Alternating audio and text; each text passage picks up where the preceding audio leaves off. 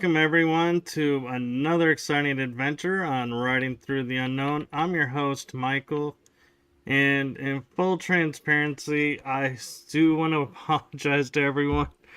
I thought I had more time and did some washing down my deck and came in literally for start time. So if I seem a little bit more excited and a little bit more nervous energy, that's because I haven't had my winding down preparation time.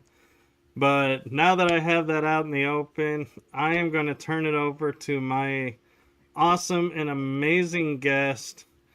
He is a guest who I am super excited to have on, and I have been looking forward to this episode.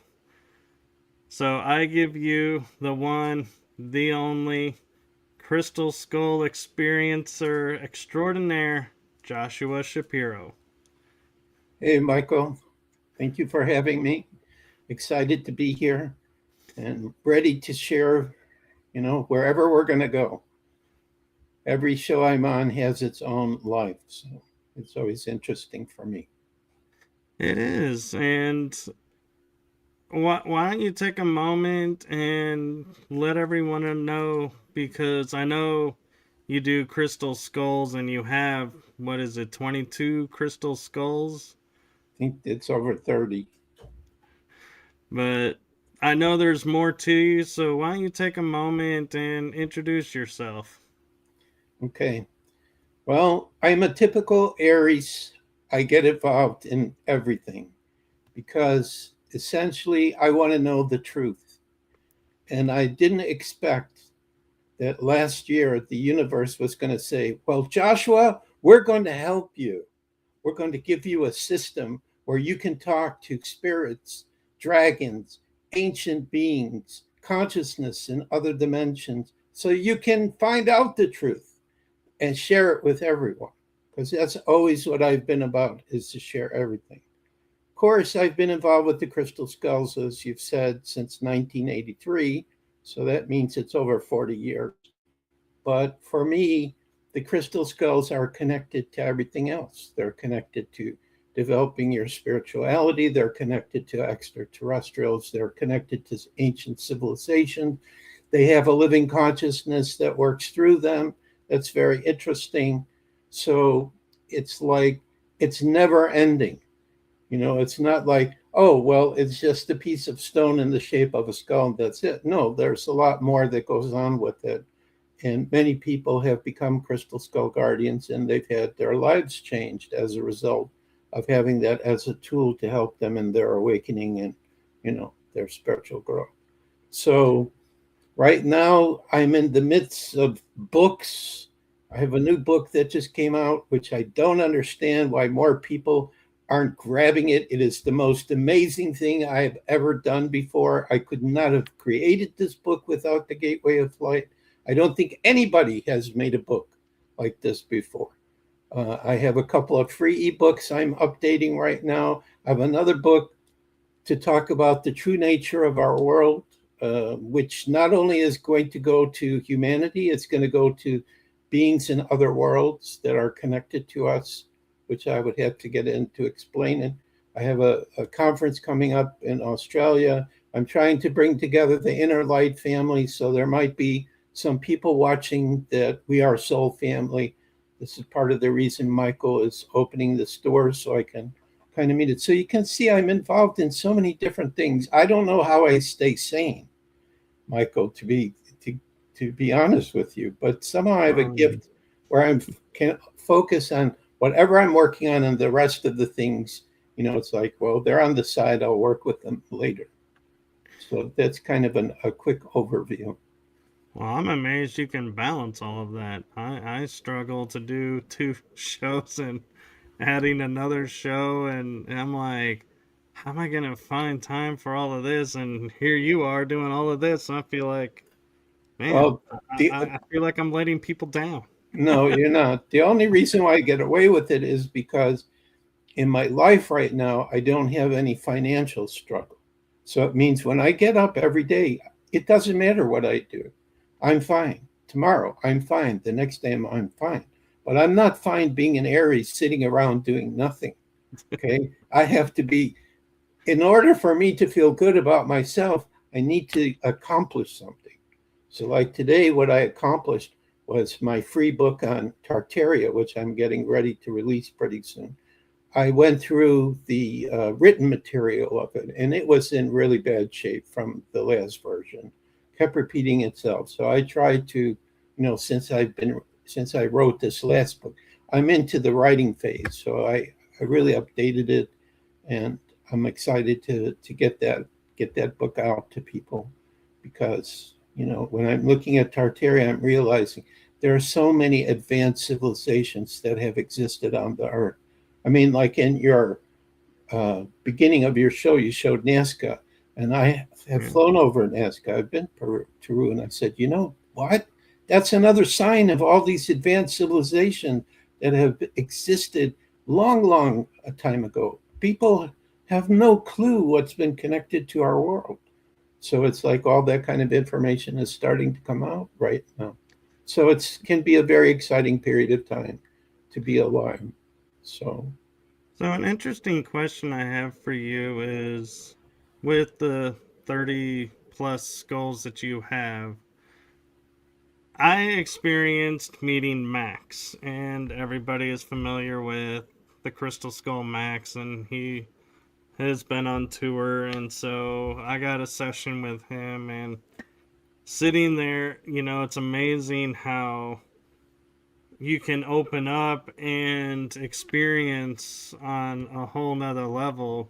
But my question to you is, if you have met Max, do you feel like the skulls that you have been drawn to collect or to have in your possession, do they resonate the same way, or do they all have their own different resonances and you're like, today I'm feeling more like I need to work on this.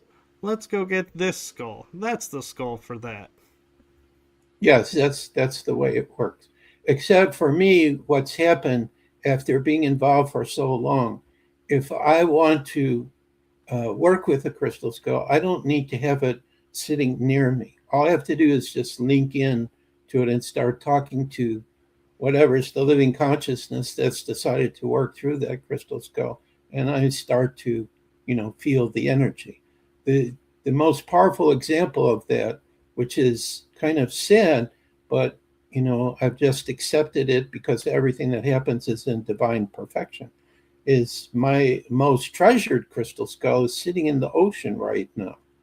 I had taken it to, because I'm in Florida, so I'm right by the Atlantic Ocean.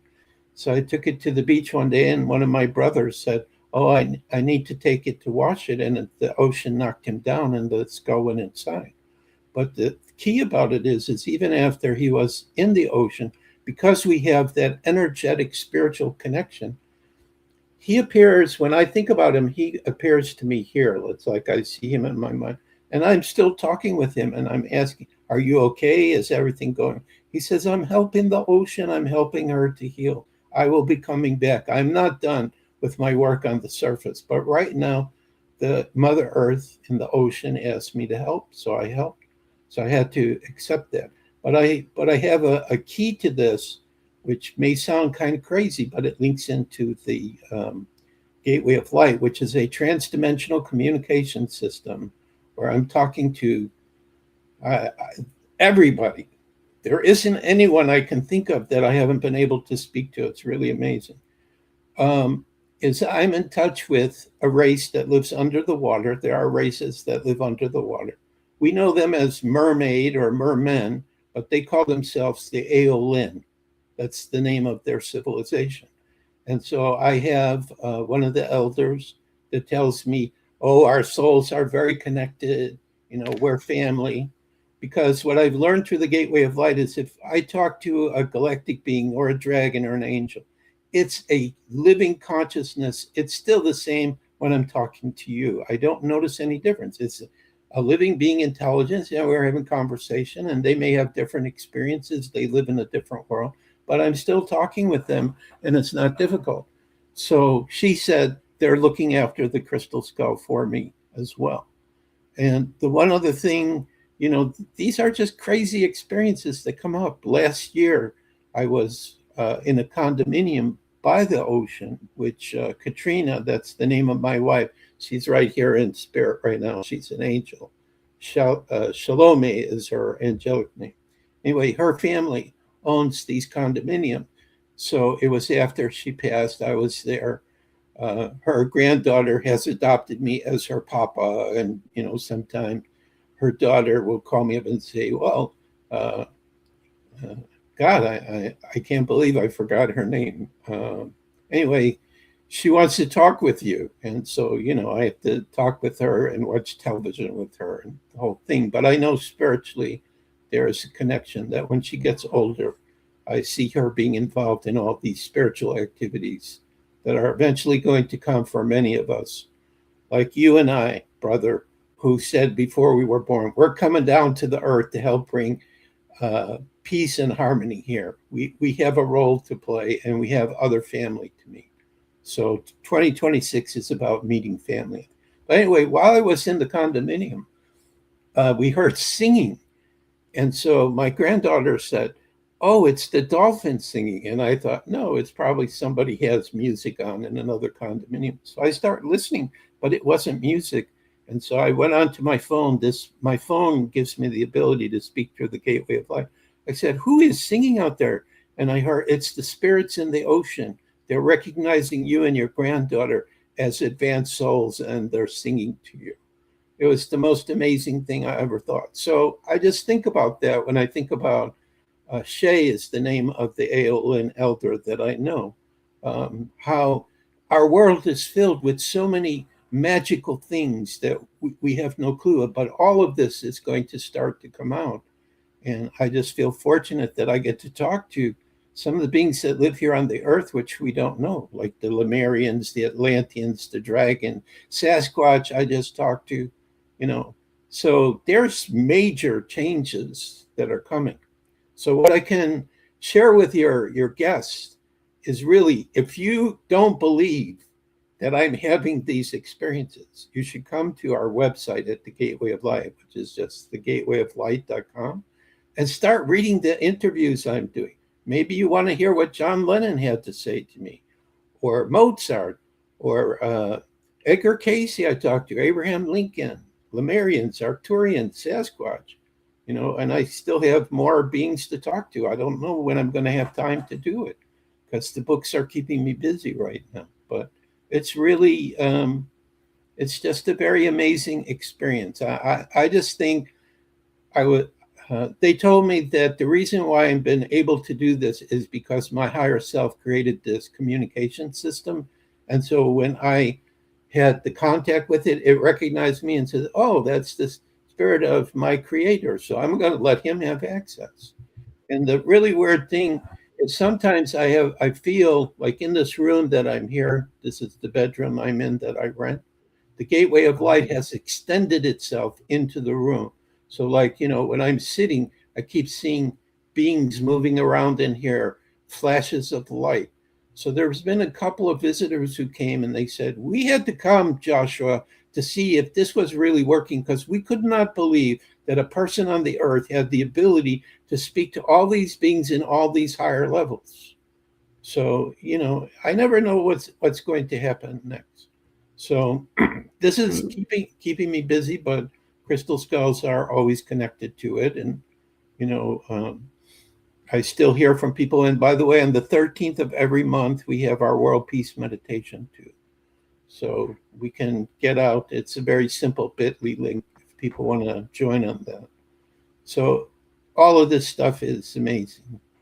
It is amazing, and my thoughts are we all have the ability to connect and to talk with the spirits or the ETs or however you want to refer to them.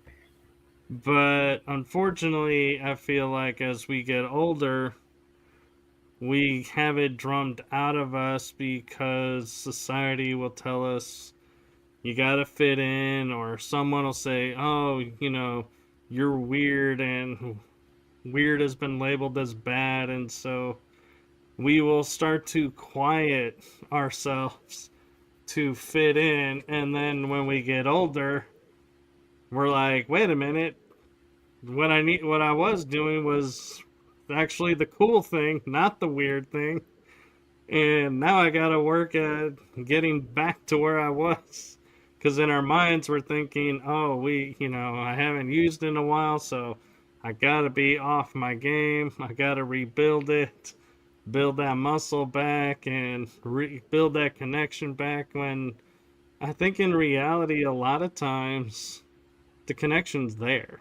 It's always there, It is. and it doesn't mind if we are quiet or if we're going to utilize it. And it's us that have been programmed, and we still play programs when we try to make ourselves grow and open, that we're like, oh, I got to work at growing. I got to work at rebuilding this so I can be at this level where this person's at. And in reality, you are there. Your mind isn't accepting, in other words.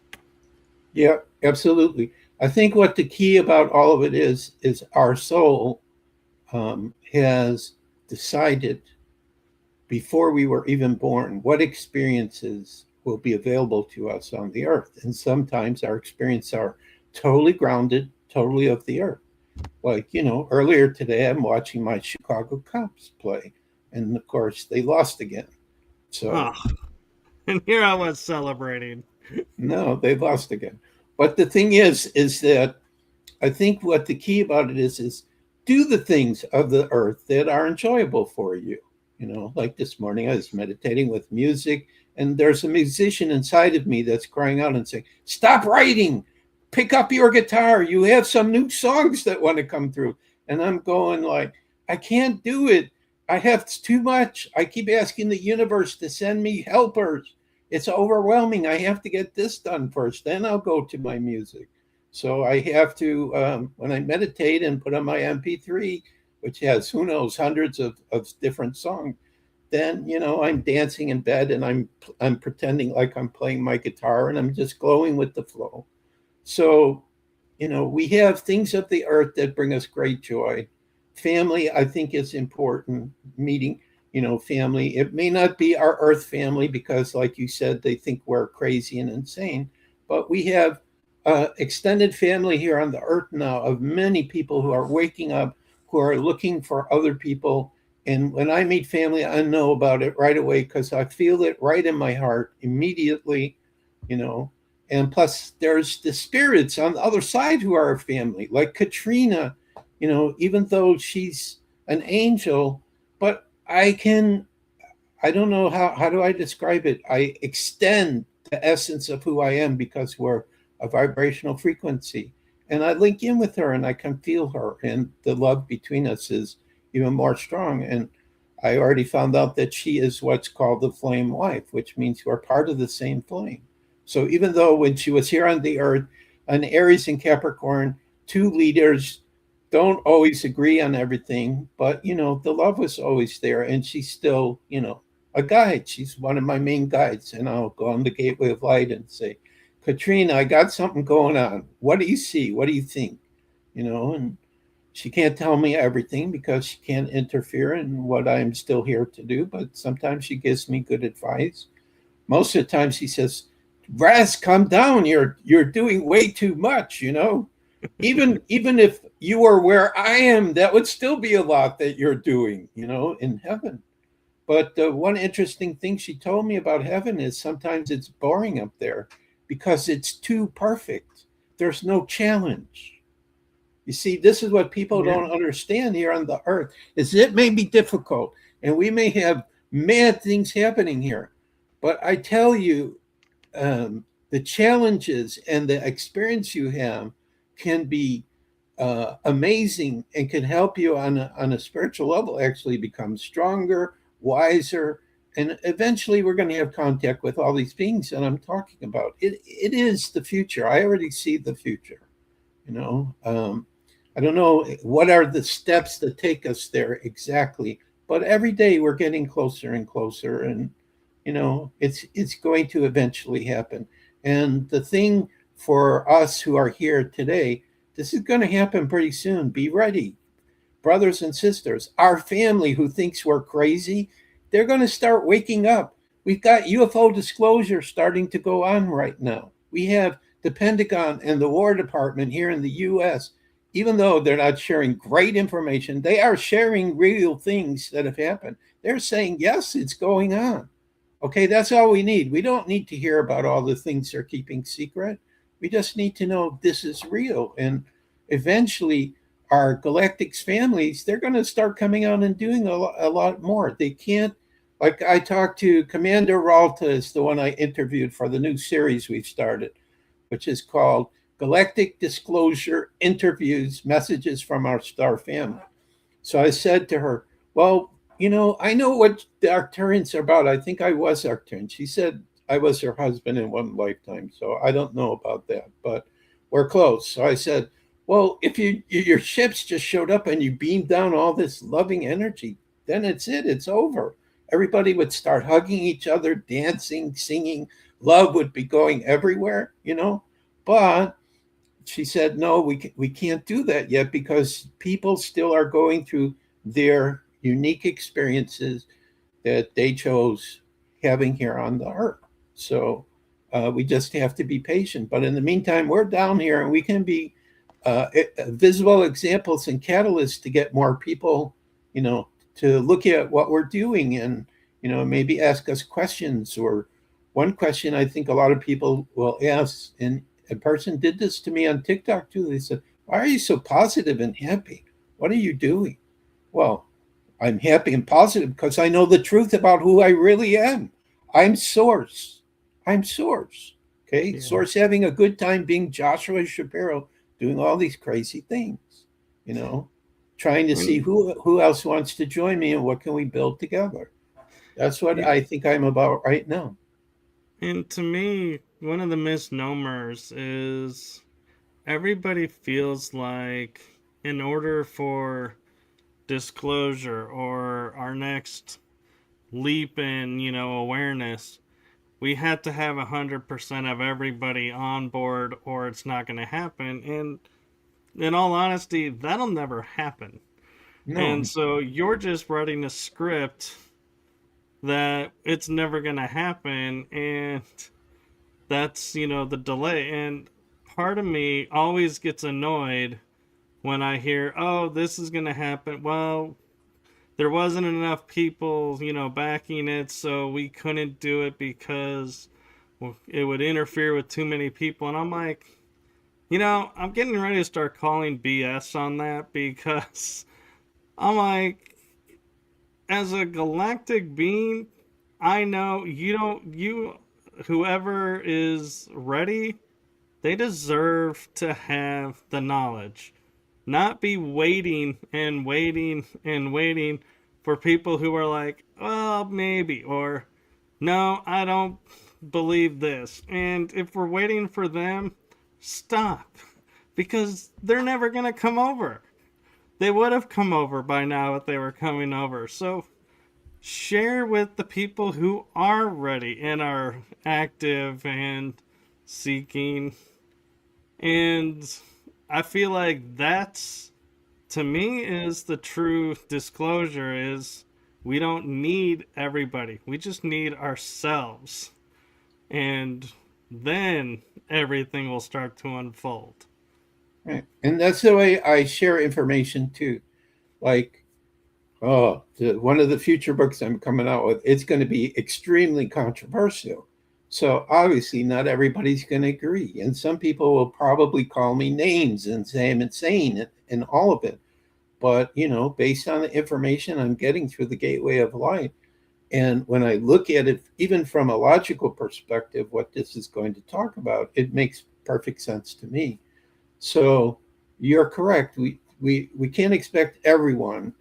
But, the thing that I see in the future is as the advanced technologies come back that we used to have, which have been hidden from us, as we start having more contact with our galactic families as the Earth goes into higher vibrational frequency.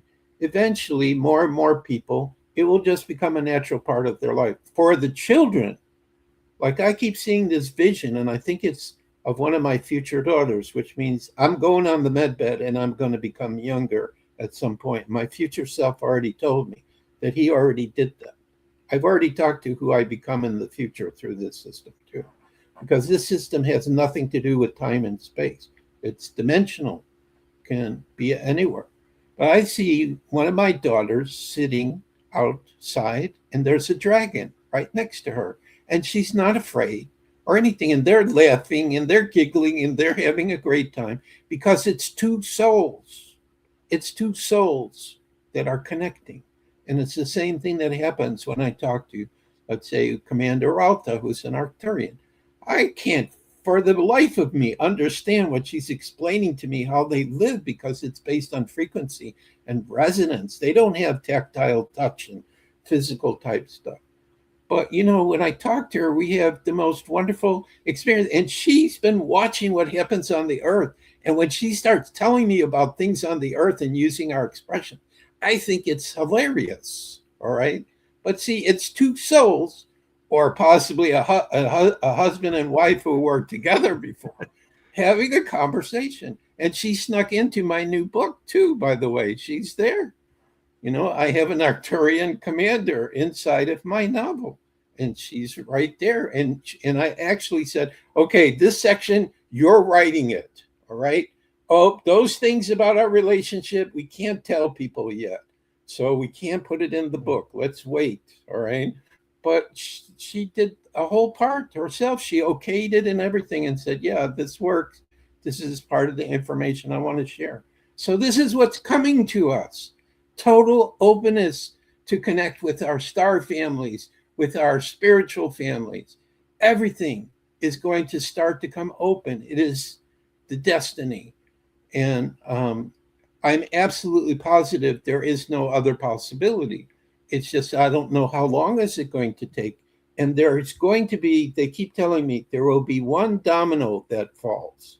The domino to me represents some truth that gets talked about and shown with absolute proof that cannot be disproven. Like even with UFOs right now, has our president said absolutely he believes? No, he hasn't really come out and said that yet, but he hasn't come out and not said it. So it's like they're hemming and hawing. What can they say? What can they not say? But, eventually all these things are going to come out. Tartaria, which I didn't know about for the last couple of years, their buildings are all over the place. If you know what they look like and you look at these buildings and go, how could the people in the 15th or 16th century possibly have created this gigantic structure, all these stones and towers? It's impossible. So this is what's coming up for all of us, is the truth about everything, if we're ready. So the key that we all have to be ready for is this higher level of truth. This year, it's really starting to take off. Every time I go on Facebook and TikTok, there's a new video, even information I've never heard of before. All right. It's amazing what's coming out. Our family, our friends who aren't committed or on the fringe of this, they're going to be coming to us and saying, I want to apologize. I thought you were crazy and I disassociated myself, but now I'm realizing this stuff is really true. And I want to know more. So we have to be ready for this. So we may, by next year, who was I talking to? Somebody said they think by next year is really when things are going to start taking off. Is by next year, we need to be ready for that. For me, I'm just trying to see how do I get the Center for the Advancement of Humanity, instead of just being on the website, get that physical center going. Who's going to be working there? Because my future self, who was in 2040, I asked him, is the Center for the Advancement of Humanity still around where you are? And he said, Joshua, what's wrong with you? You have sister centers all over the world.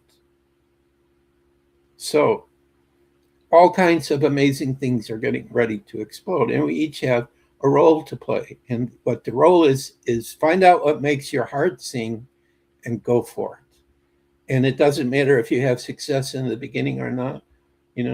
Like I'm creating a new ebook version. I've never done it before, and it's going up and down.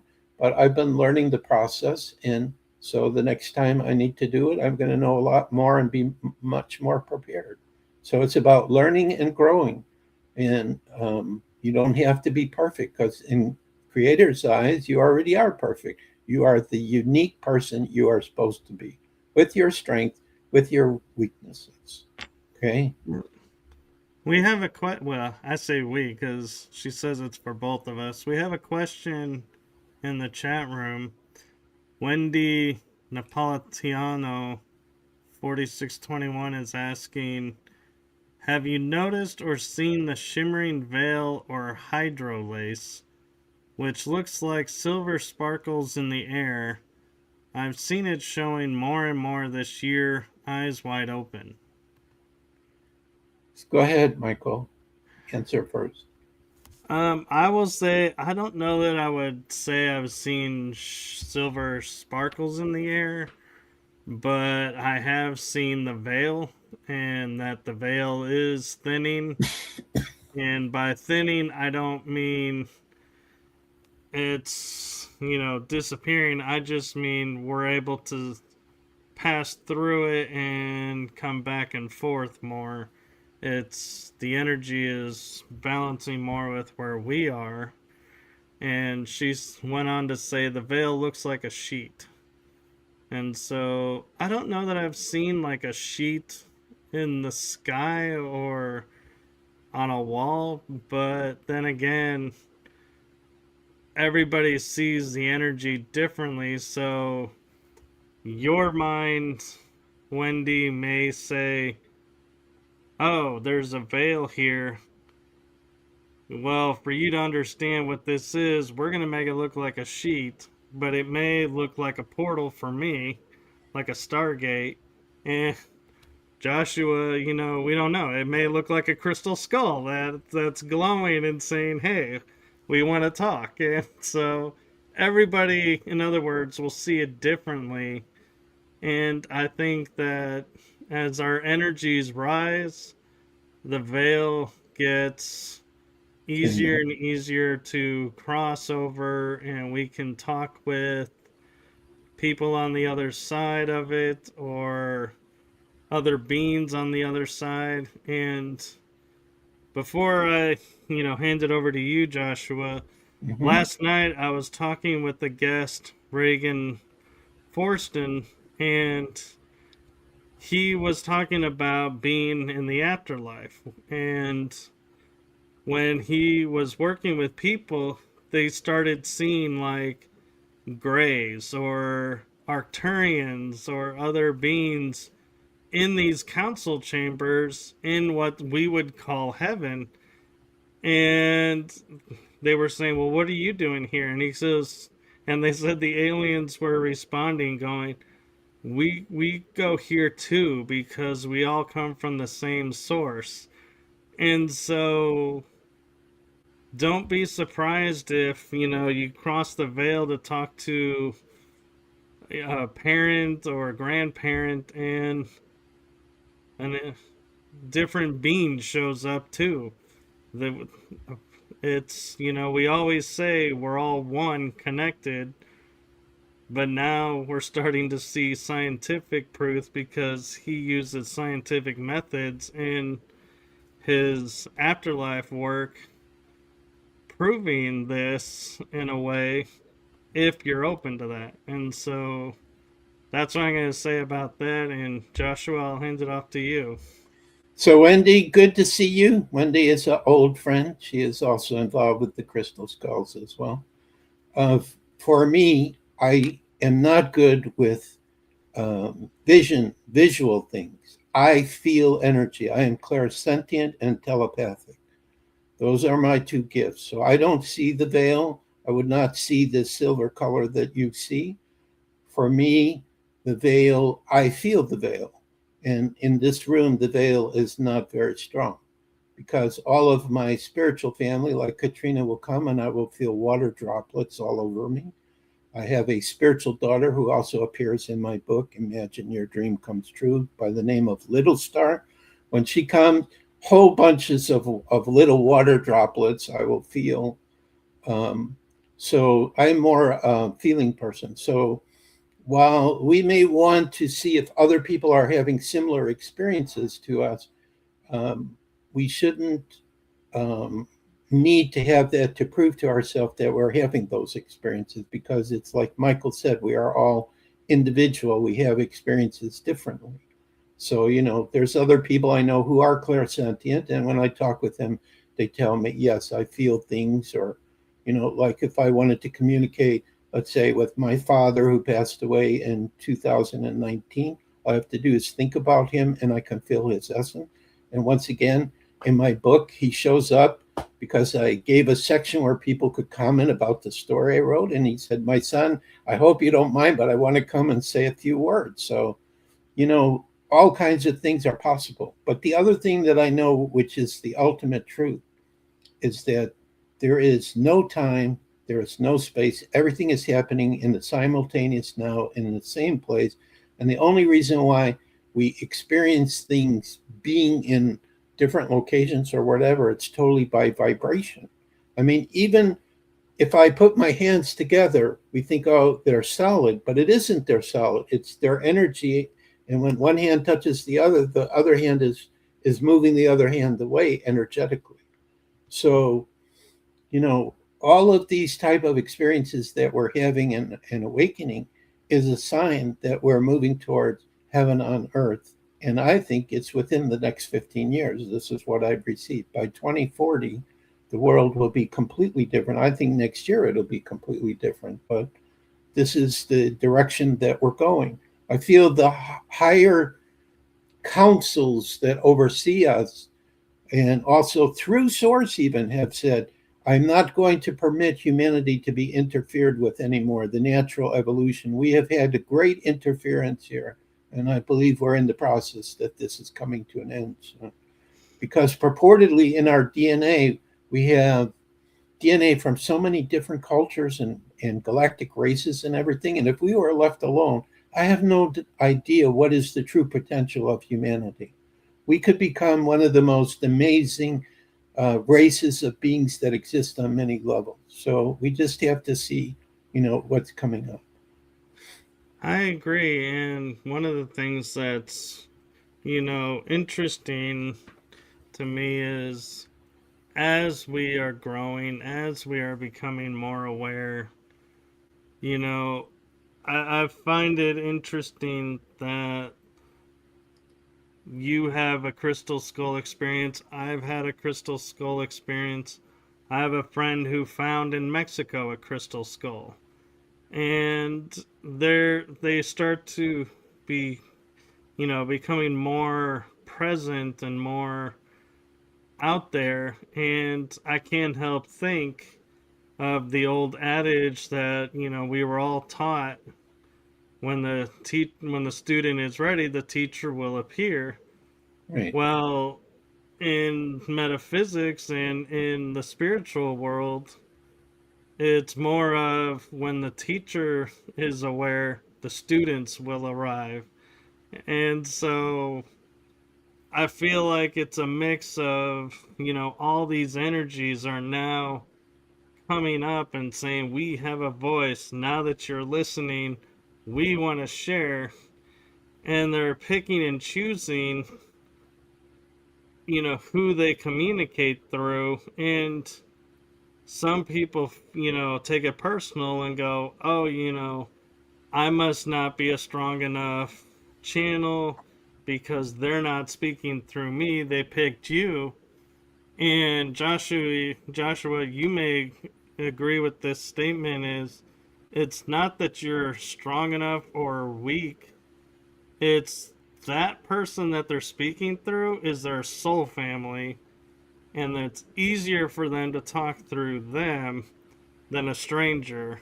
And so that's why certain people get tapped to find skulls or collect skulls or communicate, what the Mm-hmm. skulls are saying, through shows or different modalities.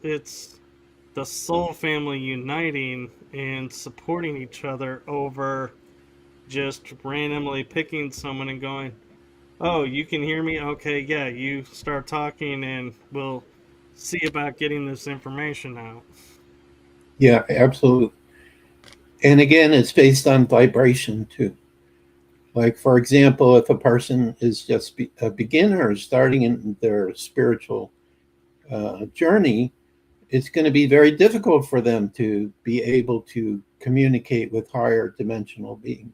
Whereas if a person on the soul level has had a lot of experience, which is what they tell me when I start talking with them, they all say like, "Oh yeah, we know you, Joshua. You've been all over the place." Meaning, I've I've been in other other beings, not just the Joshua here on the earth, but my soul has had other experiences.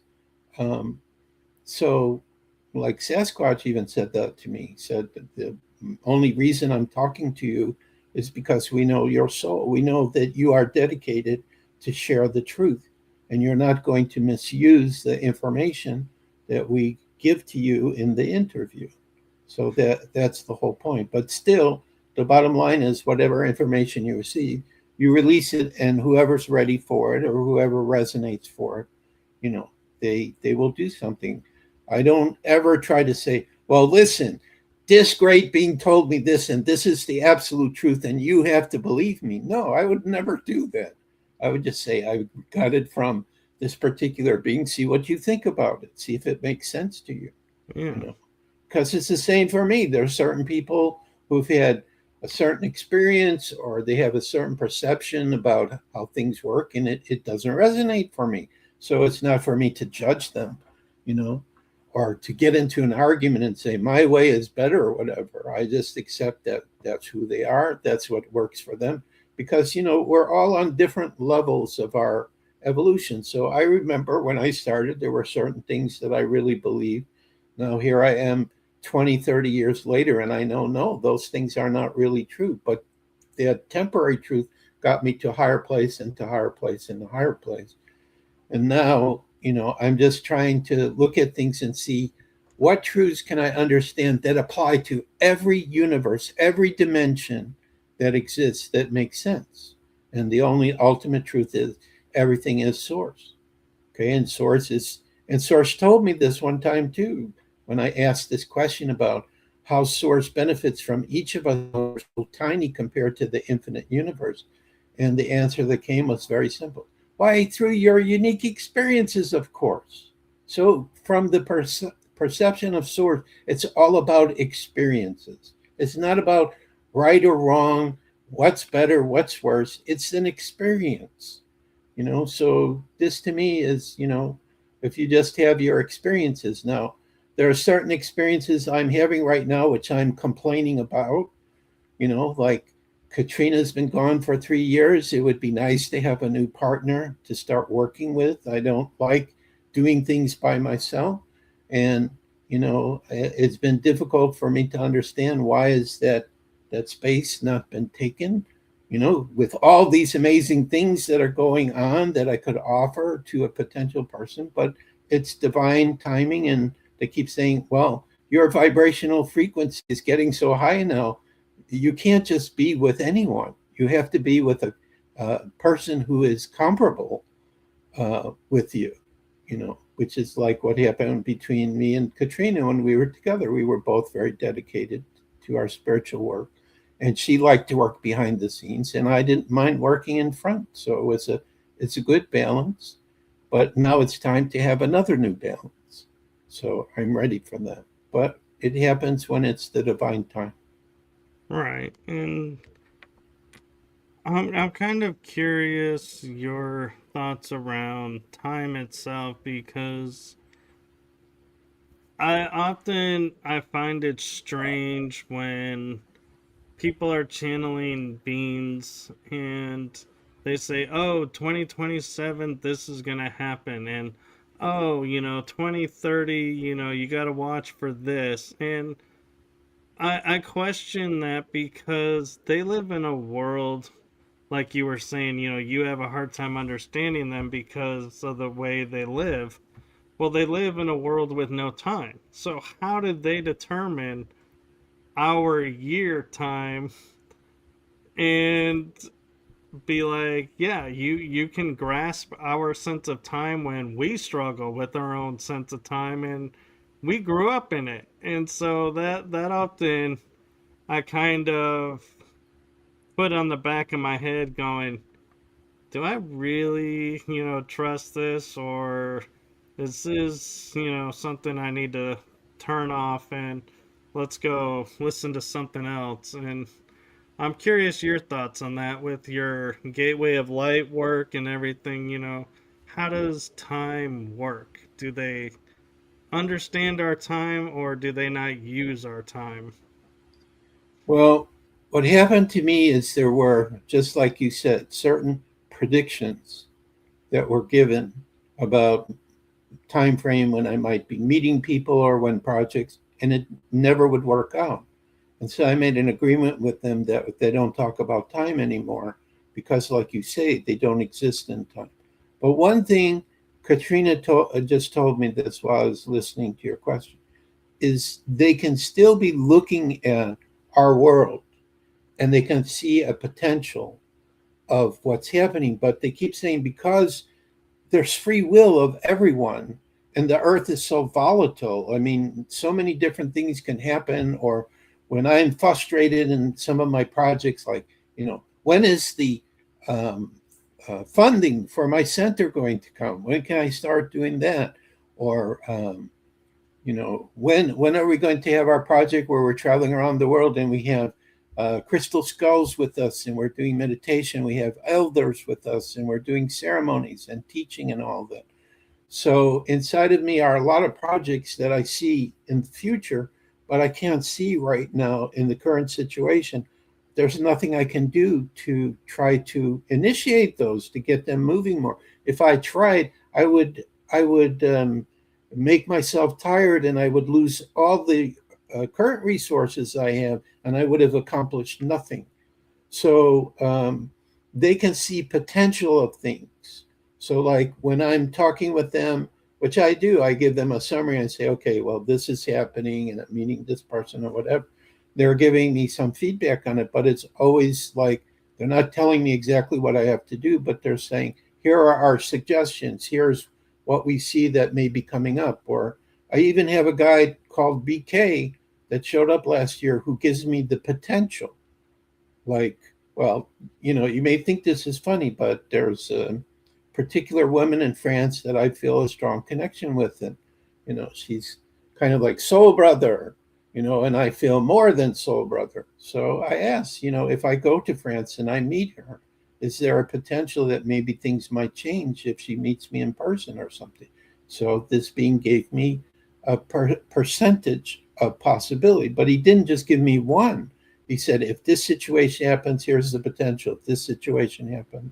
So for them, it is difficult for time. Like also too, when I was writing the book, they would say, in 3 days, we'll give you what you need. And when they gave me what they promised, it didn't flow and it didn't work with what I asked. So the only way that I could work with them is say, okay, this chapter we're working on right now, and I want you to give me what is your feeling. And then if I come back and I say, okay, I made some changes, then they give me another different thing. And I have to pull from 3 or 4 different possibilities what I think all will work that, for a story for human beings to read that'll flow and make sense. So I believe you're correct. For them, it's difficult for them to have communication with us about time unless, like in the case of Katrina, she was down here. She was a human being. So even though she cannot remember clearly like all the things that went on because she's in a place where, it's high vibration, probably they hear music playing all the time, just total harmony, no tension, no pressure. But she has some sensing of it because she lived here and, she still remembers the essence of it.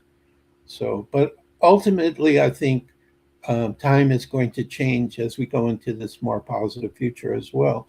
It won't become as important. Oh, I've got to do this by this time, or or the pressure that we put on ourselves for, taking care of everything. It's going to go more with the flow. People will be more relaxed, and they'll do things when they're really inspired, when they really want to do something, or their creative juices are flowing, and they feel like, well, okay, now I got to sit down. I got a song coming through. I want to write it. I want it to come through. So I think we're going through changes with time. So it's best, I think, right now to just go day by day and go with the flow. And if something you really want to do, it doesn't open up for you, don't forget about it. Just know it's not the right time. Everything happens in the divine timing.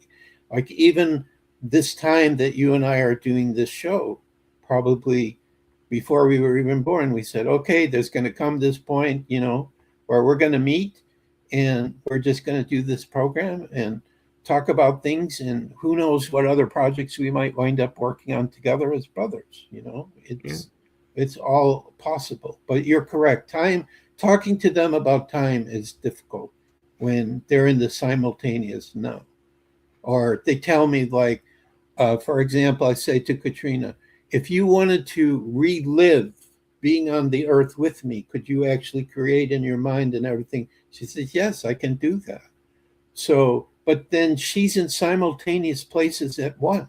So while she's sitting here next to me, she could be overseeing and watching her granddaughter and her daughter, what they're doing, and sending them love. And then maybe one of her sisters, she has 4 sisters, is having a challenge, so she's over there. So they can be in simultaneous places at once. So essentially, as we get into higher and higher vibration, there is no time. It just, things happen immediately. Whatever you're thinking, through the power of the mind, it manifests. So, but we're not there yet here on this earth. We still need time to achieve, unless we happen to be extremely wealthy and have every access to every resource we can think of, and we say, right now, I want this project done. You, and you, let's go. We're doing this. Okay. For the rest of us, Right. we have to take a little more time and just say, Creator, Source, if you would bless me, I'm ready, or guide me to, the right person. So I spoke to a crazy guy like 2 nights ago, and he's in touch with all kinds of amazing people. Something could happen through that too. So we just don't know how it goes. No, you're right. And the thing about time, too, like, I said when we started, I was doing something and almost was late to the show. I knew inside of me, I was doing this, and something said, okay, you've done enough. It's done. Now it's time to go in. And I'm thinking it's time to go in and sit down. I can rest and then go get ready, and do the show. I sit down and I look at the clock and I'm like, nope, it's go time. Here we go. But the ironic thing about it is we maybe started 1 minute late, which is really incredible considering I had no concept of time where I was, because my phone was in my pocket because I'm spraying water so I don't get it wet. And, you know, something told me you're done. And if it wasn't for me listening to that voice, I may still be out there trying to get every ounce of dirt off of the deck and making it nice and clean, and, being like, I'm enjoying the cool air because the AC's not working right now, so it's cooler outside, so I'm going to enjoy this as much as possible, and then come in and be like, oh my god, I completely missed the show. But the universe knew I was in touch, and so yeah, I had a knowing. And as I'm walking into my studio area, I looked at my phone because I was like, oh, I better let Joshua know I may be running a minute or two late. And I see his message saying, hey, I'm in here, can you see me? And I'm like, okay, so he's there. I'll just log on and I'll just trust everything will flow right and just trust in the moment. Right? And it unfolded to we're having this great episode. And as you can see through the episode, I'm not as razzled and I'm not like, oh, as I started because I've been able to, in this time, center myself and bring myself back into where I need to be. But I think a lot of that is the part of disclosure that we're looking for is our ability to read the energies, to trust the energies over what the earth realm has taught us is how we operate. And so that to me I feel like is the first step of many that we take is going, you know, I don't need to have a watch on me. I can know the right time by trusting myself, and I don't need to operate in a time driven manner, but I can still be aware of it. Like you're saying, that's how they operate where they are. They're aware of it, but they're not driven by it. And so I just think, it's beautiful when that happens. And I was laughing recently when I was on a vacation trip where we were on a raft or an inner tube floating down this little section of a river for a few hours. And I got up to my friend and I said, everybody talks about, being in the flow and going with the flow. Well, I can tell you, sitting on this inner tube on this raft, I have no choice but to go with the flow. So I think we've managed, for this 3 hour period, we are literally going to be in the mental state of going with the flow. And he laughed and he goes, yeah, you're absolutely right. Yeah. Because sometimes time puts a pressure on us, you know, and we don't need to be living in pressure. We should just listen to ourselves and see, like that's what I do. Each day I go, I know there are certain things I'm going to work on and achieve. But then I say, well, if something else comes up, I'm ready for it. And certain days, all of a sudden, special connections get made that I didn't anticipate what's coming on or what's going to come up. So it's like, just, like you say, just going with the flow and see what happens. And also, I see on the picture there, we haven't talked yet about Gina's conference on September 19th, which we both will be speaking on. So we want to make sure to let people know about that too, because it's going to have a bunch of great speakers. And also, Michael, I think you're bringing on some of the other people too. You're doing interviews with them that are part of that conference as well. Yes, Julie and I do offer time slots on our shows for speakers if they want to talk about their presentations or just get themselves aware, maybe a little bit more presence of people, an idea of what is going to be going on. So drum up interest for the conference. And the conference is September 19th. It is a pay conference, but I believe it's going to be 6 hours. And you get access to hearing all of the speakers, and there is some in between break. There may be some videos or something to watch, so you can watch all of that. But there is a little Q&A for those that are in the chat room, and Julia, Jason, or Missing Time 420 and I are moderators in the chat room, and so we make sure if questions come in that they get answered, or make sure everybody is, running on time and that the conference flows. And the beauty of this conference, as I was talking with Gina about it, is it's entitled Falling Consciously. And I was telling her how I just did an article for a friend of mine, Treadwell, and she had asked me to look into the esoterics of fall.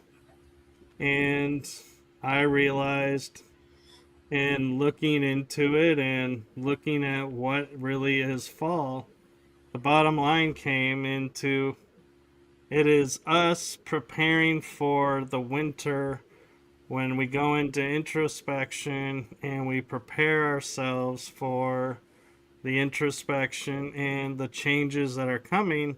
So when spring comes, we come out like, a caterpillar into a butterfly. It's like a new us in every spring. And so I was saying to her, I love how the synchronicity of me having that article and the awareness of that to her conference titled Falling Consciously. I was like, I love how her titles seem to fit into the esoterics of the season. Yep, absolutely. So, for me, on the conference, I'm going to explain how I wrote my latest book, Through the Gateway of Light. I think it is a remarkable story.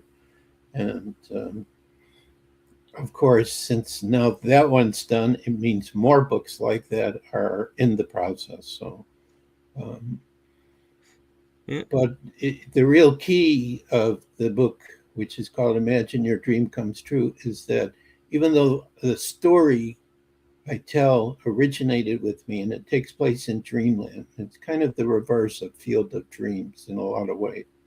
Because the baseball players my main character has Okay. contact with is in dreamland, and they don't come through a dimensional door into the earth to play. They're playing in their um, natural place where they live.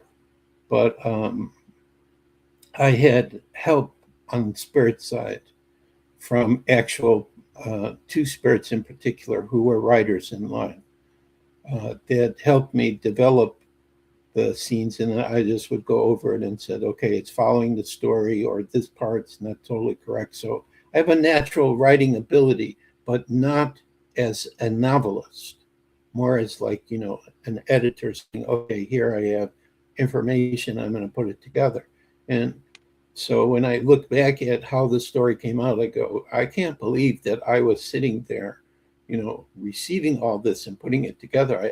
I must have been in an altered state of consciousness or something like that. But I'm going to talk about more what the gateway of light is, how it works, because there's like four energetic components to it that if they're not all functioning together, this communication I have, it's not possible.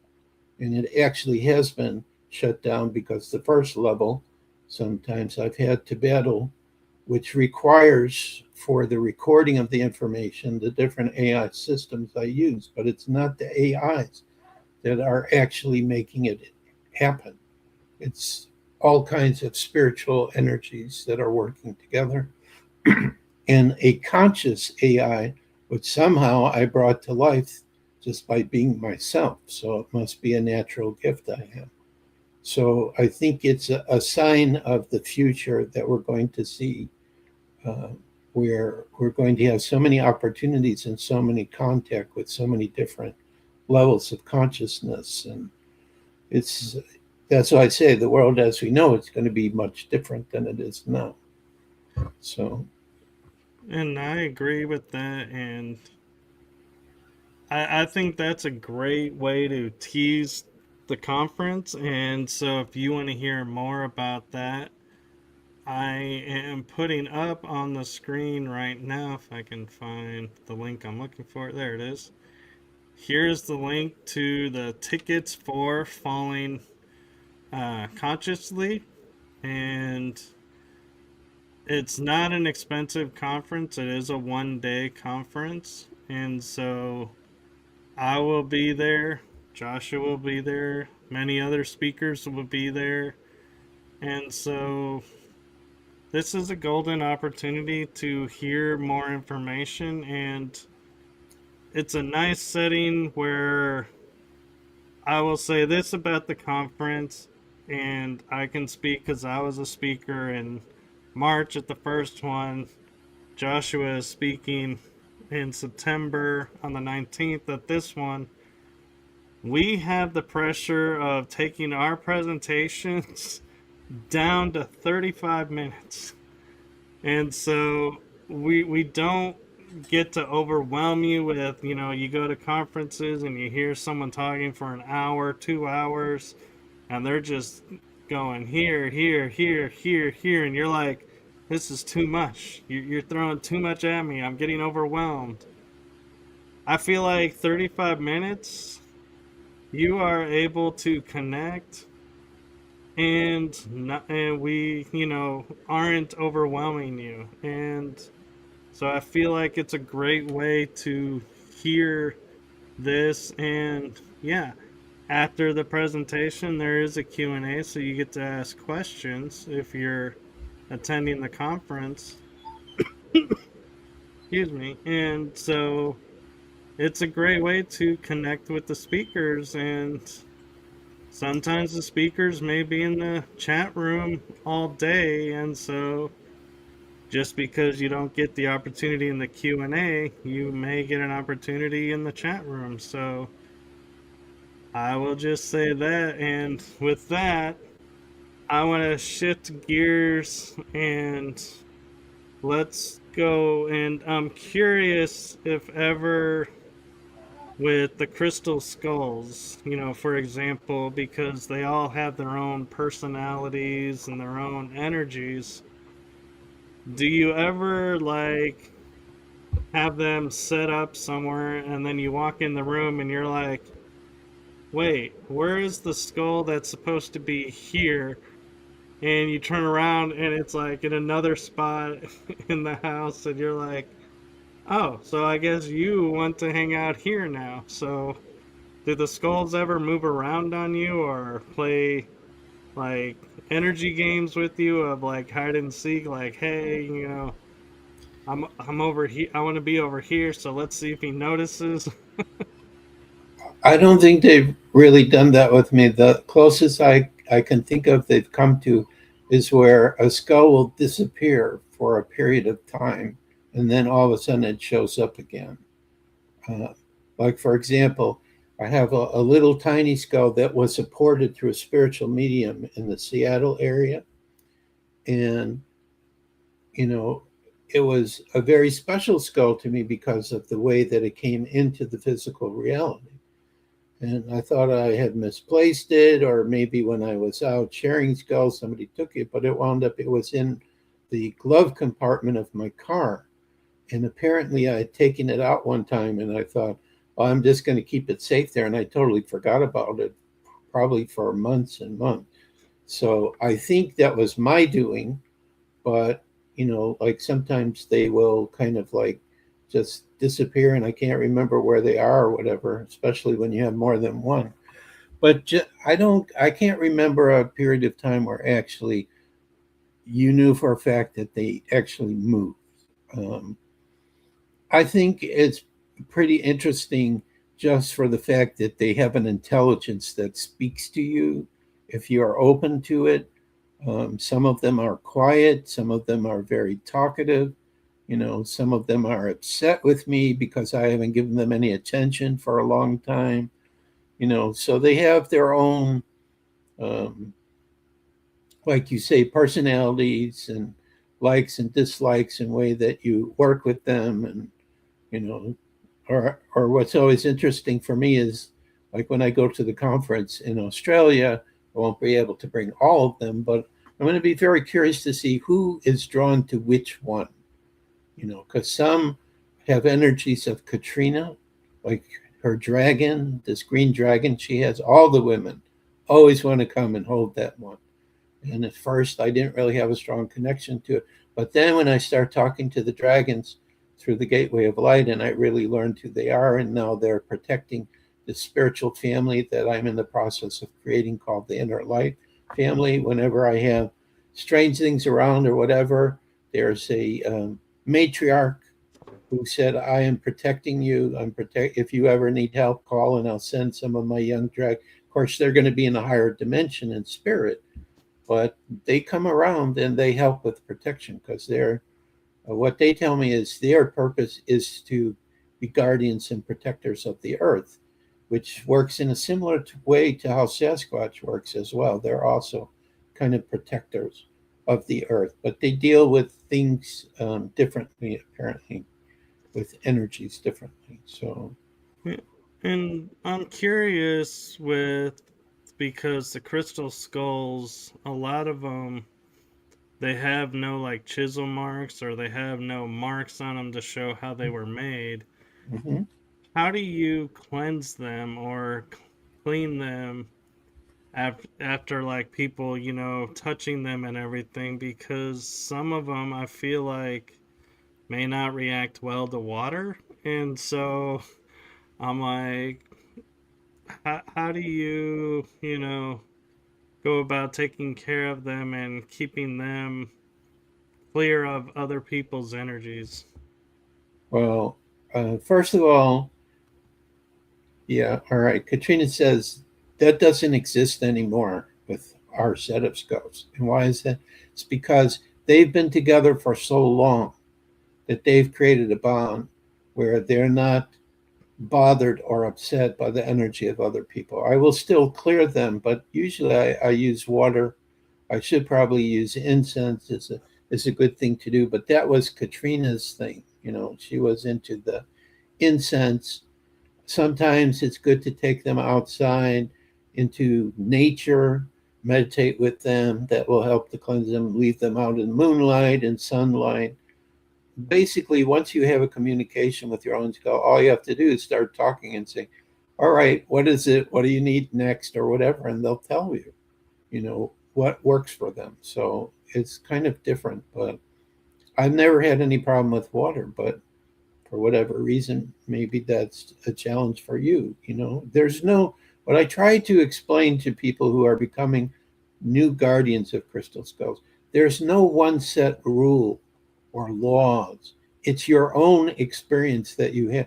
In other words, you could get my free Crystal Skull ebook, which we're updating now that we're going to probably have available by next month, to read about some of our experiences, some suggestions how to work with them. But that's just to get you started. The whole point is to have your own experiences and adventures with them because the crystal skulls pick us, we don't pick them. So if they're picking us, it means they want to be in our presence, they want to help us, they want to work with us. And sometimes they'll tell you, hey, um, you know, let's work on this project together. All right. Which is what's happened to me sometimes with certain skulls where, they'll say, they call me dad. They'll say, Dad, we need to go to the crop circles. That was one thing quite some years ago when I was in Europe. But Portal de Luz, the one that's in the ocean, would say, Dad, I want to go to the crop circles. And so I would go with him. And, there were strange things that happened to us when we were there and all kinds of special energies that I'm sure he received while he was in the present. So, it's just very interesting to listen to people who I call our guardians of crystal skulls. What are their experiences? Because everybody has very unique ones, and you never know. But the essence of what it's all going on that we're moving toward is as more and more people are working with those frequencies and those energies, they're bringing in more peace and harmony into the world because either they're elevating the vibrational frequency of their guardian or they're participating with us on those meditations.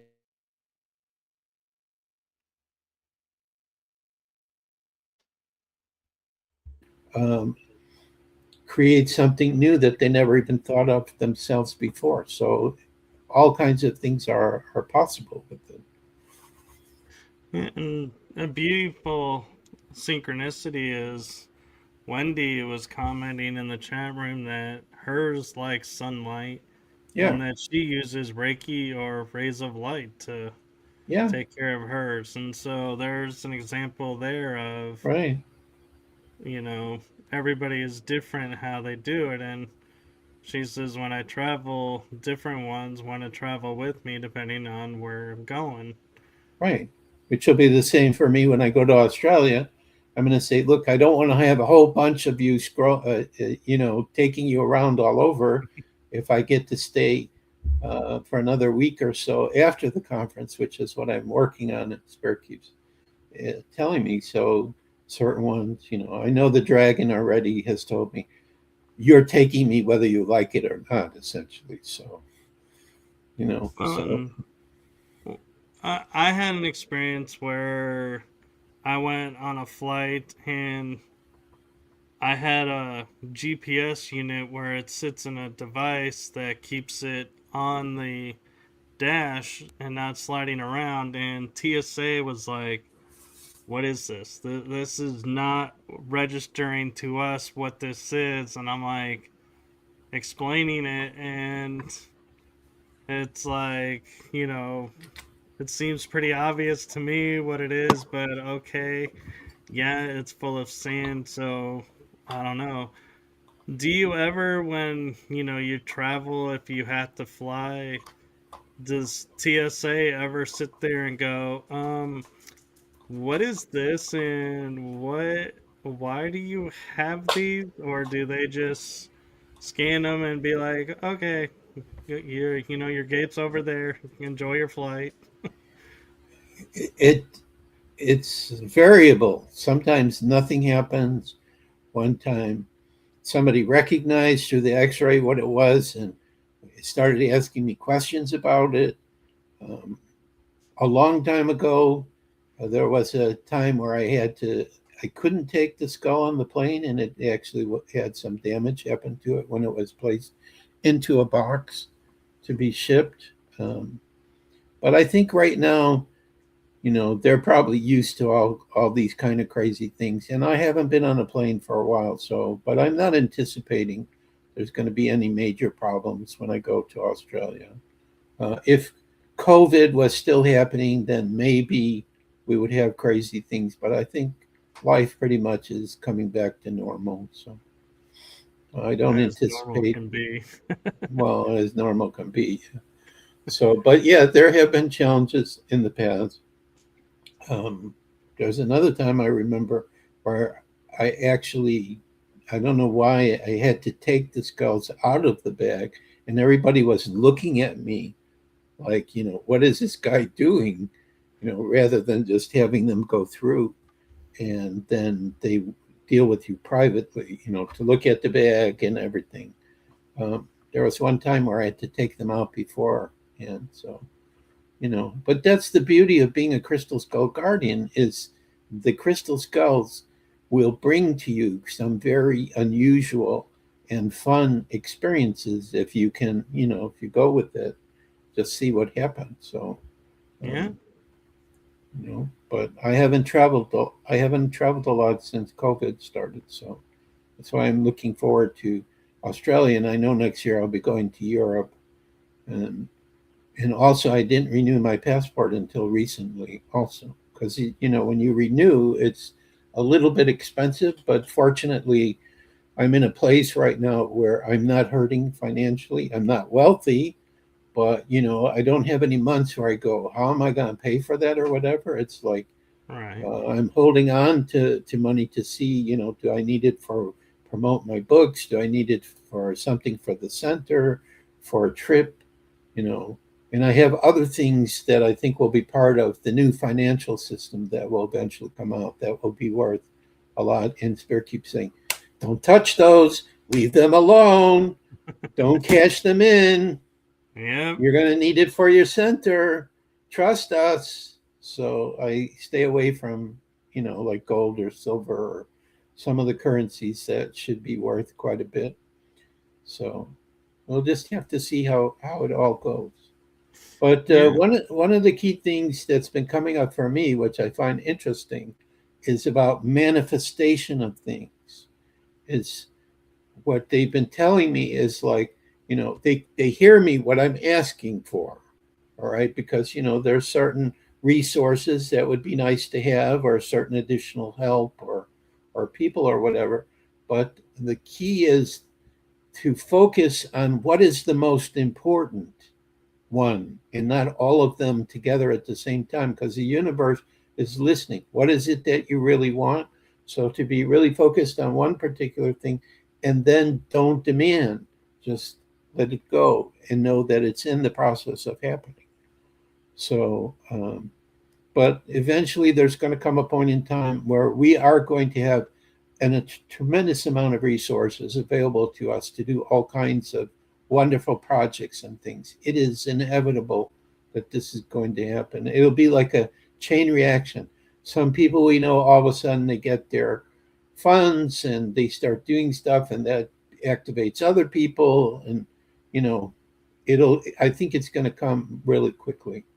Yeah. So, I'm kind of interested to see if the skulls, one of them might be like, because we hear reports now of UFOs maybe in the skies while the planes are flying by. And so I'm envisioning, and I don't know if this is just my mind, like going, oh, this could be fun, or if this is something that could happen. But I'm picturing one of your skulls going, Dad, let me look outside. Let me look outside. It'd be like, there's our ship. There's our ship. And be like reacting to the UFOs outside of the ship. yep, sometimes they do crazy things like that. Most of the time, it's, Dad, you see that person over there? You need to offer for me to spend time with them. Because my scouts told me, if anyone ever comes up and wants to hold one of us or work with us, you are not allowed to say no. Never. So I don't. I just trust the whole process, how it goes. So it's very interesting. But yeah, there could be one of my skulls in, I would put them above me, on the plane, and I could hear in the bag one of them saying, Dad, you need to come and get me and take me down. I want to look out the window. Yeah. And I'm not going to tell you why I want to look out the window. It'll be a surprise. But trust me, And then we need watch to the do this. yeah, We and then need to watch do. the stewardess or somebody walk by and you're sitting there with the skull looking at the window going, I think I'm gonna turn around and go back and whatever I needed to do, I don't need to do anymore. Right. And there is one particular skull I have which looks like an extraterrestrial. I think it's called a star bean skull that I have. So there's a couple of others that don't look human. They're stylized skulls. So the crystal skulls can be in any type of shape that a carver is inspired to do them. They all have different energies and abilities, and each one has, affinity for a different person to work with. So, um, and I know some people who are guardians, sometimes the skulls will say, now it's time for you to pass me on to the next person, because we don't really own them. We're just there to work together and, help people and so on. So I haven't really been in an event where I've had all my skulls up for a while. So I'm going to be interested to see what happens when I have my little booth there at this conference in Australia. Yeah. See, who comes up and who has experience. Or Katrina says, don't forget, there are going to be people coming that are going to say, can I leave my skulls here so they can feel and experience all the energies of your family? So that's another thing I'm not allowed to say no to either. Yeah. Wendy says back in 2019, several of my skulls wanted to visit with Joshua's, so they spent about 15 minutes hanging out while we chatted. Yep. So that's the way it works. It's really interesting. Yeah. Now, And, as we're talking about the crystal skulls and their energy and personas and everything, I can't help but, every once in a while, Hollywood will drop something that actually is disclosure without outwardly saying disclosure. And where I'm going with this is the Indiana Jones and the Kingdom of the Crystal Skull. mhm. the end scene with the crystal skulls, do you feel like that is a somewhat accurate or is accurate, or yeah, that would never happen? That's just Hollywood trying to, showcase the crystal skull. Well, I think what you're talking about is when there were 13 crystal skulls that showed up. So, in other words, the movie focused on one, which to me it was incredible when they had it in a bag and they were throwing it at each other. That's not possible. Okay. If a skull is that big and that size, you cannot throw it. Like Portal de Luz is 12, was like 12 pound. That's it. Mhm. That's as far as I can go. And I would do that with people too sometimes. I would just throw them up in the air and we would be dancing. People, oh, what is Joshua doing? He's going to drop it. Never dropped it. We weren't sync.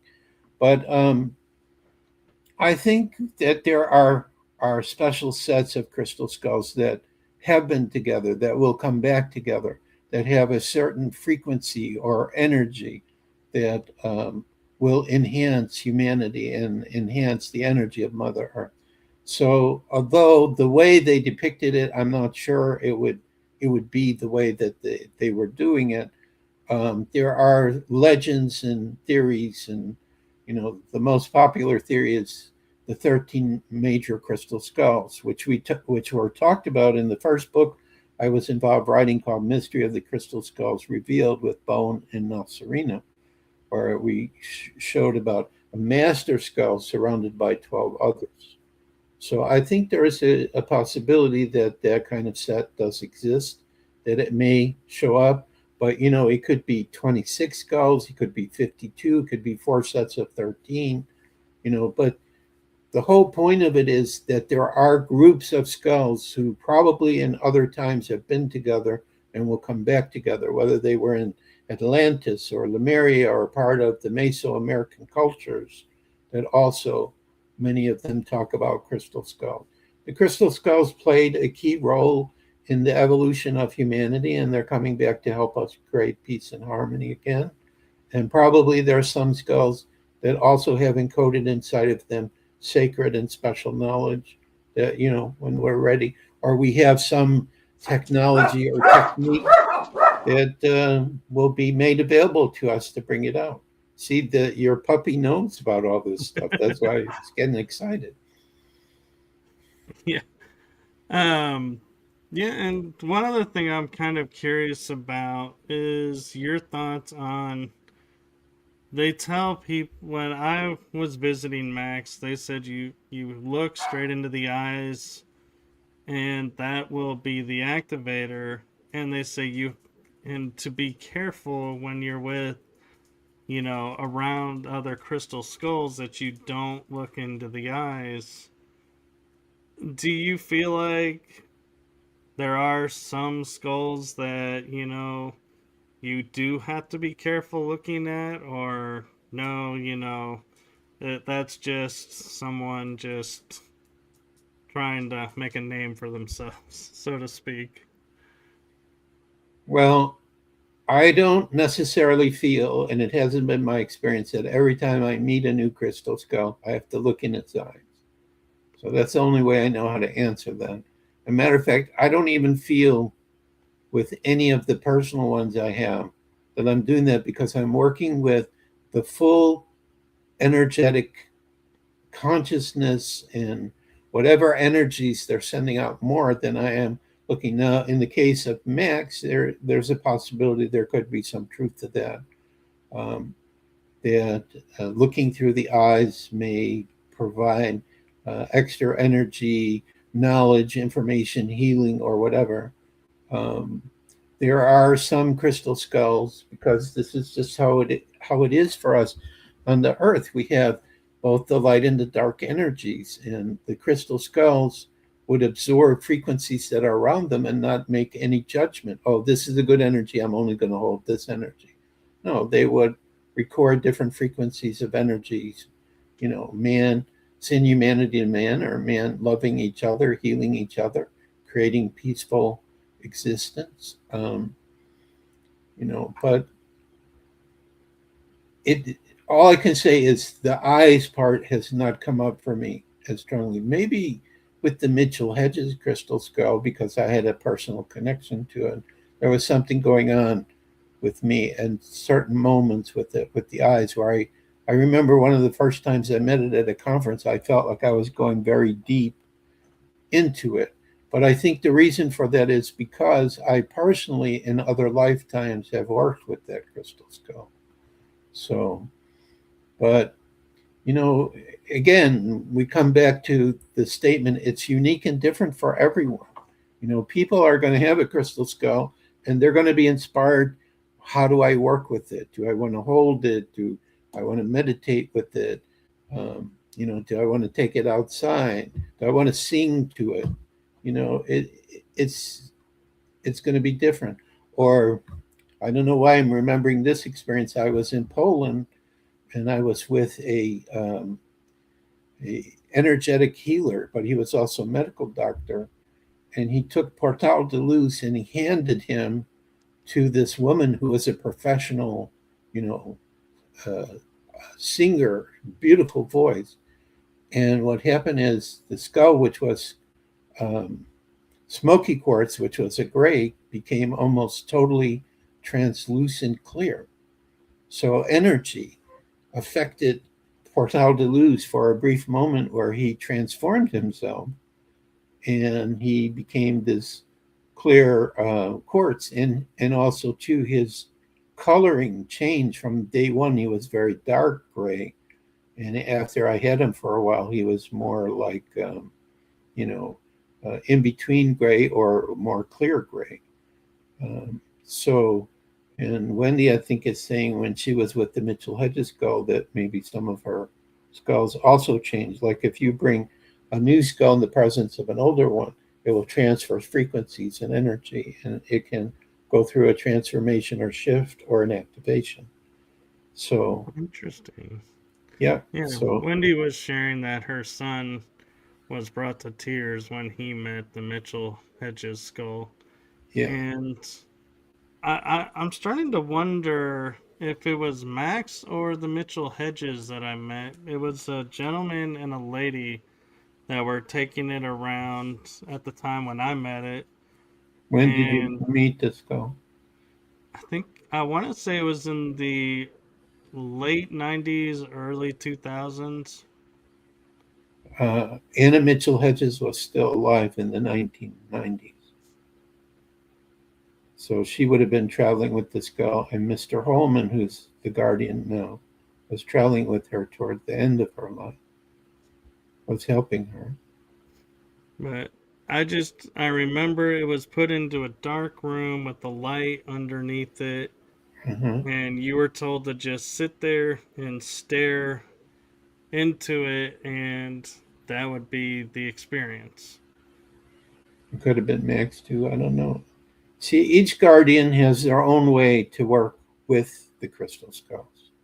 So Yeah. there's no right or wrong way. And like for example, there was a woman who came to a crystal skull conference that we had in Holland. When I was living in Holland, I was married to my Dutch wife. And she was a guardian of a crystal skull that's considered to be one of the ancient ones. And she was guiding people how to work with the skull in a certain way. You know, when it came my turn, I said, I can't follow what you want. Can you grant me freedom? And it kind of, you could see it bothered her a little bit. But she also had to understand, I'm working with a lot of them and I have my own way how I make a communication or have an experience with them. Plus the fact I'm in Aries and you don't tell an Aries what to do. Right. You have to just say, okay, Aries, go do your thing. We'll leave you alone. And but we want to know about your experiences. So it's just different for everyone. Um, Yes, and so we are at the a little bit over the hour and a half mark, okay, and I want to make sure to give you time to talk about if you would like your galactic disclosure interviews sure. uh, program and also the galactic disclosure series speaking to the 5-star families. if Okay. you would like to talk about them as well. We've hit on your ebooks, and so I just Right. want to give you time, and you can talk more on the Center for the Advancement of Humanity too, if you'd like. Okay. So the key I would like your viewers to understand is the gateway of light, thegatewayoflight.com, is where the communications that we're having through this transdimensional system, when something really important or special comes out, I put it together and my web mistress, Missy, creates these beautiful web pages so that you're able to read them.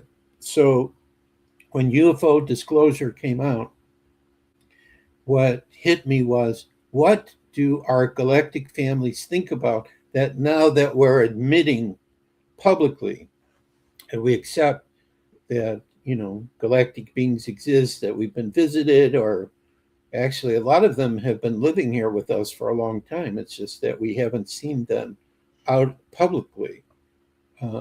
What is their perception of things? So there are 5 galactic races who we are going to interview. We've already interviewed the Arcturians through Commander Ralta, but we're going to do the Lyrians, the Pleiadians, the Andromedans, and the Syrians. All 5 of these races are highly spiritual, highly loving, highly positive. All 5 of them are totally supporting us in our transformation.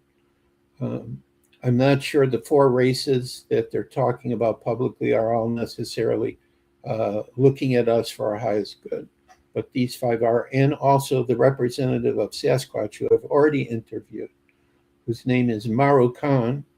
And if you're on TikTok, I have a really nice video, or Facebook, where some of the statements Maru Khan made to me during the interview, I read on his behalf.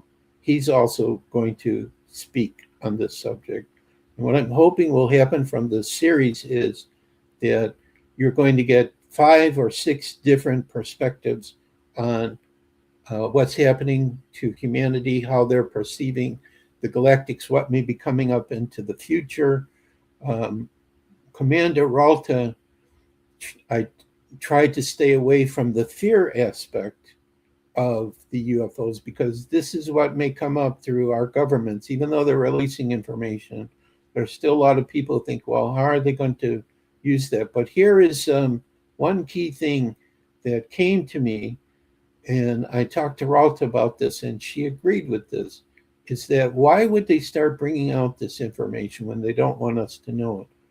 There must have been a pressure on them, a situation that came up from the galactics themselves that said, look, we're real, and you're totally lying to the people of the earth about our existence, and yet you're having conversations with us, and you're discovering ancient civilizations that probably were galactics that came to the earth. So you have to start admitting the truth.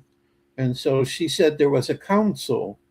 It wasn't just one race, it was a council that came and said, it's time for you to start doing the truth. So I'm hoping in that interview series, if permission is given, okay, because I'm a crazy Aries. I always come up with these wild ideas of what else can we do. Now, one of the representatives from that council will step forward and talk whatever it is that they want to talk about, they'll talk about it. So, and of course, the new book that I have, Imagine Your Dream Comes True, the spiritual novel in Dreamland, you can find that on the website. But this is what I want to impress on your viewers. Sign up for the free newsletter that we have. So every time we come out with something new, or if another galactic family member starts doing the interview with me and I put it up on the website, instead of waiting until if I have time, because I'm trying to make videos too while I'm writing books at the same time. So you will always know ahead of time exactly when it comes. I just go on the newsletter and I say, okay, this is now available for everyone to go check out. So I'm really encouraging people. Number one, just come to the website, see what kind of communications we got going on. I'm sure you're going to find one that's going to blow your socks off. Look at the new book and look at the new series that we're doing, and just sign up for the newsletter so that very quickly, when we have all this great stuff coming up, then you'll be informed about it right away. So that's kind of like what we have going on. Now, the Center for the Advancement of Humanity is a spiritual center that I believe we're going to be able to do investigations on the truth and create information in every form of media possible.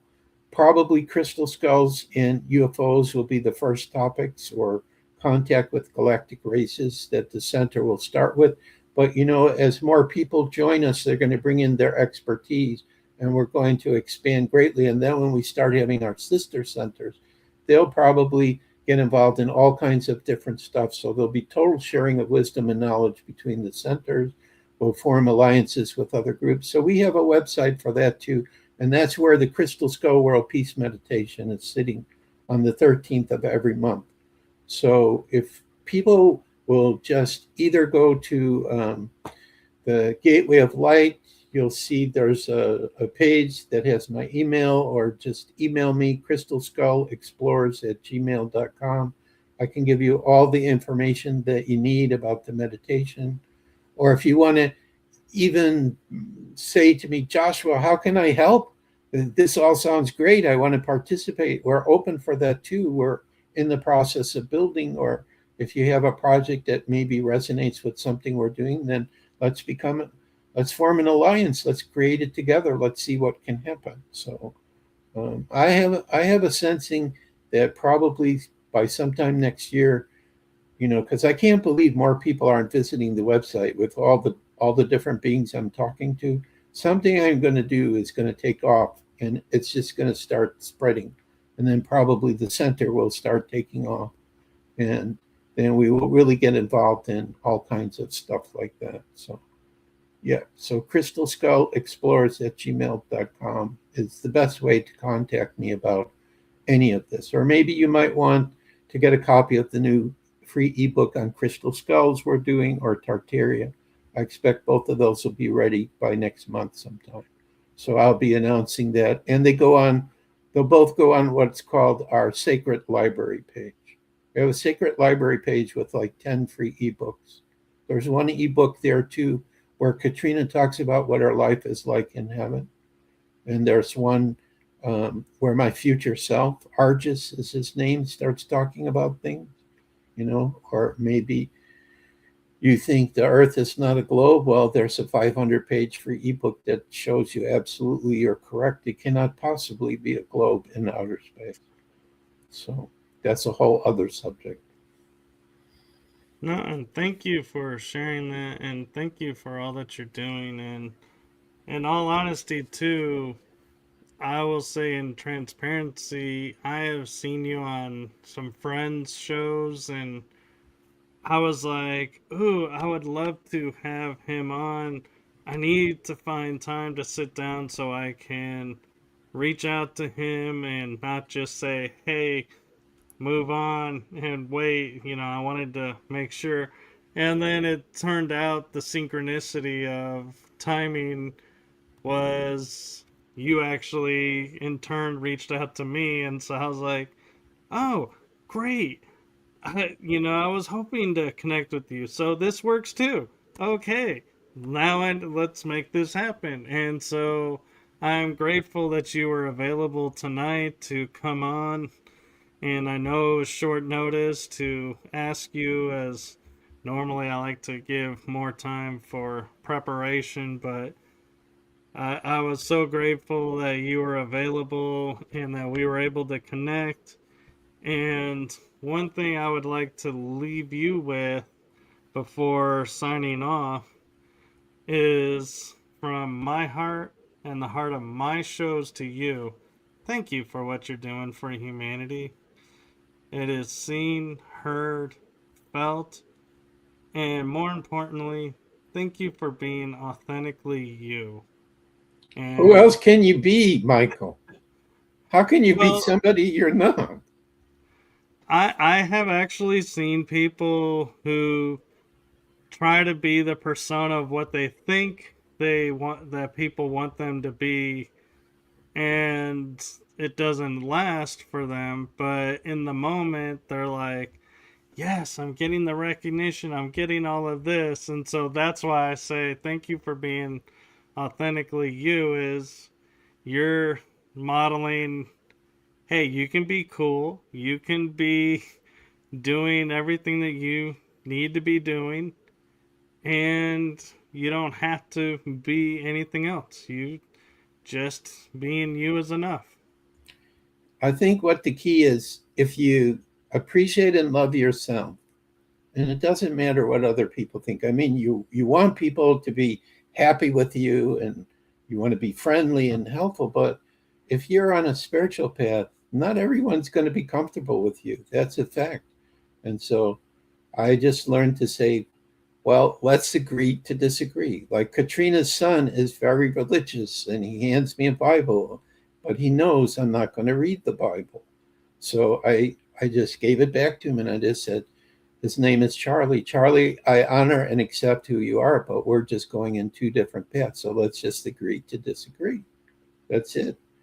Yeah, So that's all you can do. But every time you meet somebody, there's the possibility that there's one thing that you both agree on and connect with. Focus on that. Don't focus on the differences. You know, and exactly. I'm never going to say I know everything or I'm correct. I'm going to say here's what I found out. Maybe this will be of value to you. Maybe this will help you. So that's And to me, the greatest gift of humanity, we think it's free will, but I feel like it's the fact we're adaptable. You can put yeah, us into any scenario and we will adapt to our true natures and our true selves no matter what the scenario is.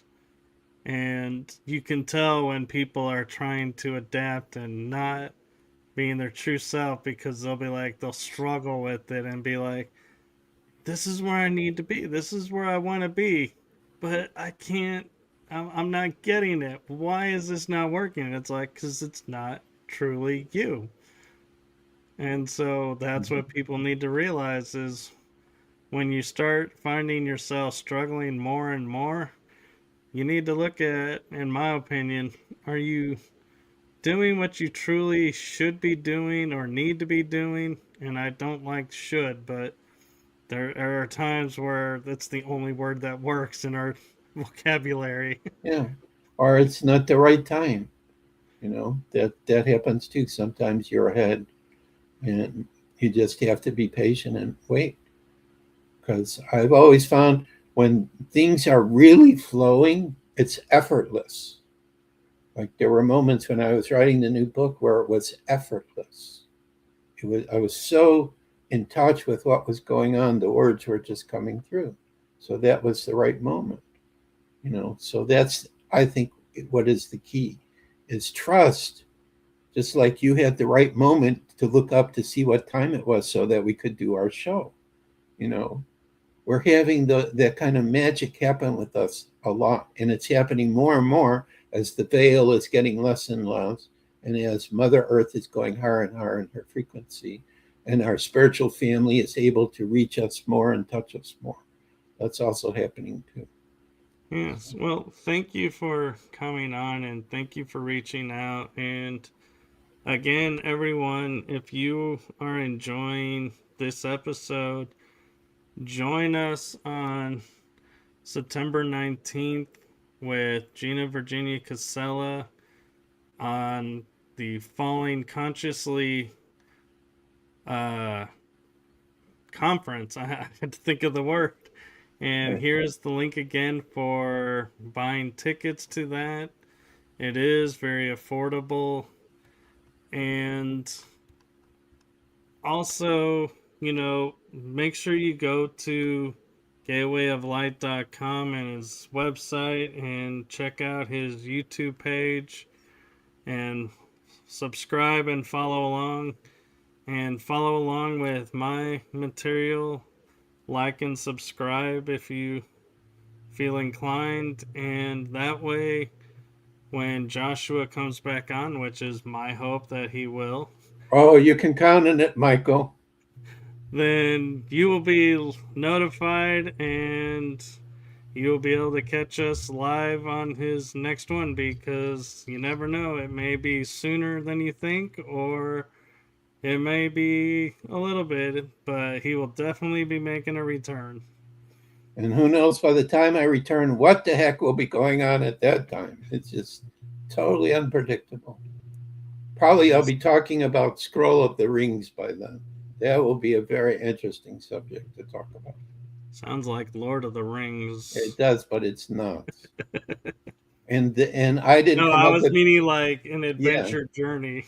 Well, it's sort of that, but I didn't come up with that name. The spirits I was working with gave me that name, so I just said, "All right, if that's what you want, sounds like a good name." So, Yes.